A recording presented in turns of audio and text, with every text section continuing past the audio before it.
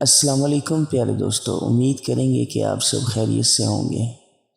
پیارے دوستو، جب لوگ زہر بناتے ہوئے تھک جاتے ہیں تب خدا ایک حسینہ کو زبان دے دیتا ہے۔ اعتبار کیجئے تو صرف اندھوں کا، جنہوں نے یہ رنگ برنگی دنیا نہیں دیکھی۔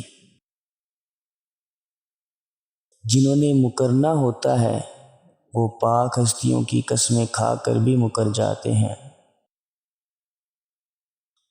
محبت بھی نیکی کی طرح ہوتی ہے، جس کی توفیق ان لوگوں کو نصیب ہوتی ہے جو دل سے اس کی چاہ رکھتے ہیں۔ تنہا ہو جانا نظر انداز ہو جانے سے لاکھ درجے بہتر ہوتا ہے۔